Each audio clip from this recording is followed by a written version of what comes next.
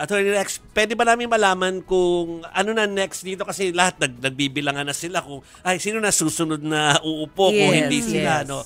Yun na ba talaga yung next step or meron pang mga dapat kaming intindihin bago mangyari yung iba na yung uupo for them?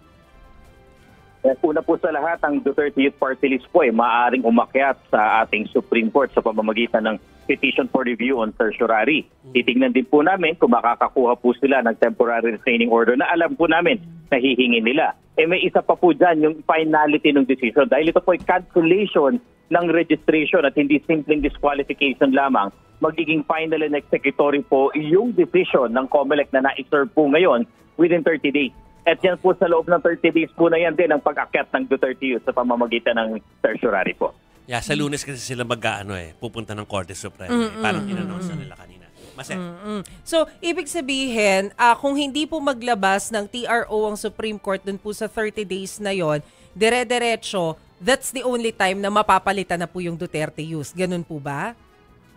Tama po, magiging final and executory po ang decision na to ng Commission at syempre po maglalabas kami ng writ of execution. At sa paglalabas po ng writ of execution, dyan po natin makikita. Kasi nga po, merong mga iba't ibang mga kuro-kuro. Paano ba gagawin? Kukuha ba dun sa pinakadulo? Magre-recompute ba ang COMELEC? Madadagdagan ba yung iba pang party list na nakakuha na ng seat? So ito po ay pag-aaralan ng COMELEC doon po sa paglalabas ng aming writ of execution kapag naging final and executory na. So, kasi ang akala namin, attorney, automatic na yung mga susunod na mga party list sa listahan yung automatic na uupo. Yung pala, meron pa kayong gagawing computation.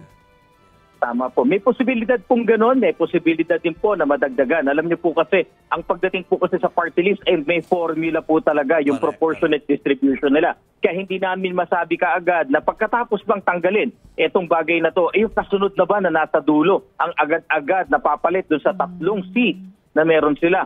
O merong sa tatlong seats na yan, merong makakakuha, yung dating nakakuha ng isa, magiging dalawa, o dalawa, magiging tatlo. Yan po ay titignan natin. May proportions. Yes. Oo. So, pwedeng yung kasunod or pwedeng dalawa na next or pwedeng tatlo na next. Depende sa formula. Ganun po, no? Tama po kayo.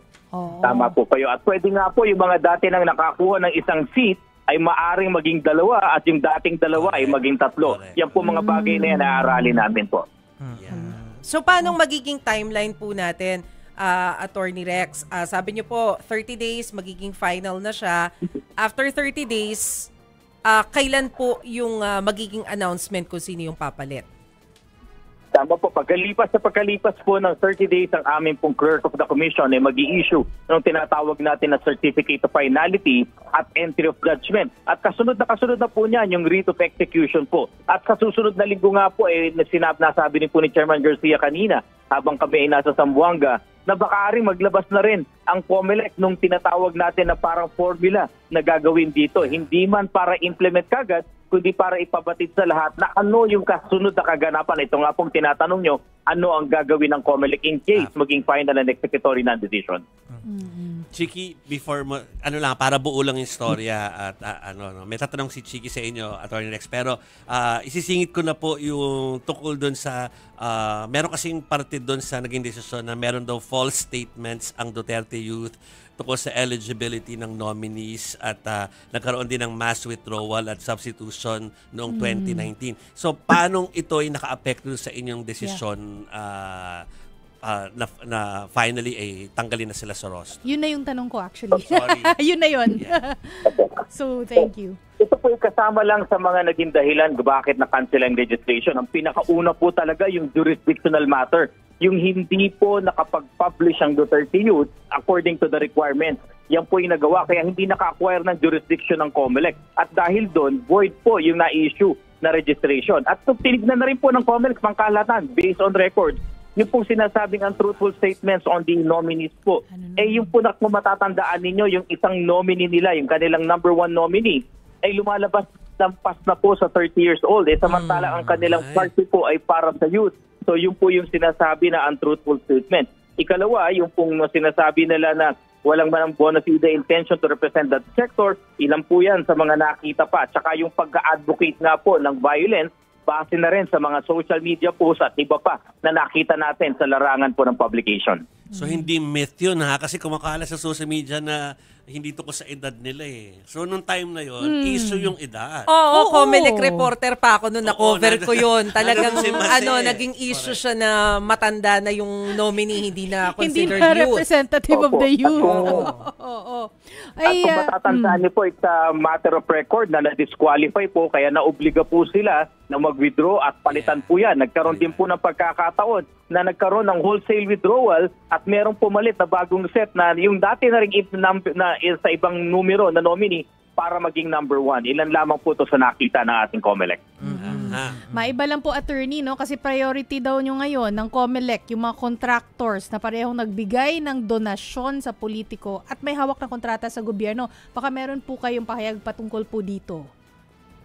Tama po, nadagdagan na po yung unang nakita ng aming Political Finance Affairs Department. Noong una po parang 3 naging 4, parang ngayon po 5 na yung nakita nila na parang contractor. Ang susunod na gagawin po dito ay susulat po ang COMELEC sa DPWH para kumpirmahin yung bang kanilang pagiging contractor, yung kanilang tinatawag na kontrata or subcontract ay nangyari at existing noong pong panahon ng kampanyahan, noong panahon ng filing ng COC na makakaapekto doon sa ating 9th Section 95C ng ating Omnibus Election Code na ipinagbabawal sino mang tao o juridical entity na may kontrata na magbigay ng donasyon para sa political campaign ng kandidato. Yan po yung inuuna natin. At inuuna po natin yung 2022 dahil may 5 years lamang po mula doon sa pagkakagawa ng election offense para sila ay ma-prosecute namin.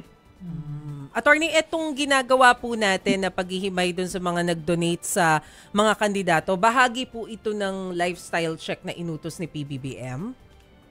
Nako, hindi po. Independiente pong ginagawa ng COMELEC ito. At para lang din po malinaw sa lahat, hindi po namin ito ginagawa dahil merong issue. Kundi ito po yung regular na ginagawa ng COMELEC. Tinitingnan namin, meron ba mga pinagbabawal na expenditures or mga contributions? Meron bang lumampas doon sa inaalaw ng ating batas pagdating sa paggastos? Nagtataon lang po siguro sumikat ang issue dahil ito po yung mainit na issue ngayon. Pero ito yung regular na ginagawa po ng COMELEC. So, ibig sabihin kung regular po, dati po ay meron na rin po kayong nasilip po na ganito po? Wala po kaming nakita pa doon sa mga dati. Dahil alam niyo po may konting difficulty pagdating sa bagay na yan. Wala pong listahan ng COMELEC ng lahat ng entities na may kontrata sa ating pamahalaan. Wala po kaming database ng ganyan. Kaya nga po ngayon, kung napansin nyo, anong ginagawa ng COMELEC dito? Isinasa publiko namin, pinopost po namin sa website yung mga sose. Nang sa gayon, matulungan tayo ng ating mga kababayan, pagbigay alam sa amin. Hindi naman po kailangang sabihin nyo yung identities nyo at kung hihilingin nyo sa amin na huwag ilabas yung inyong pangalan, gagawin po namin yan. Ang importante lang po, mabigyan nyo kami ng impormasyon, matulungan nyo kami. At yan po ay sisimulan namin ng investigasyon. Attorney Rex, alam ko meron kayong next na na next activity after this, pero isang singit na lang ng kasi hindi naman pwedeng hindi namin tanungin dahil concern to ng mga viewers yung tungkol sa barangay elections and SK elections.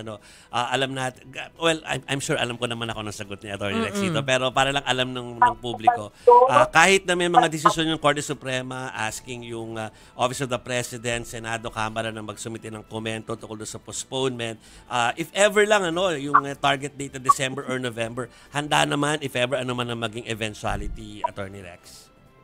Handa po ang COMELEC dito. Alam niyo po, kaya nga po ang utos ng ating Commission and Bank, hindi naman po namin agad-agad itinigil yung paghahanda dahil po maari kasi nasa kapangyarihan, ginagalang po namin ang kapangyarihan ng Supreme Court na baka mag-issue ng temporary restraining order. At pagka ganun po, ay mapipilitan kaming ituloy ang halalan itong Disyembre. Pero sa kabutihang palad po, naglabas nga po ng utos ang Supreme Court ngayon, wala naman pong nakalagay na TRO. Pinagkokomento lamang po ang mga parties. So kami po, in the meantime, medyo tuloy lamang po. Wala naman pong worry na maggagastos kami kasi yung procurement process pa lang naman po ang ginagawa namin. Hindi pa naman po kami gumagastos. Yeah. Okay, at least handa pa din. Thank you, Attorney Rex, for joining STL. Salamat po. Salamat Happy po. weekend. Salamat po.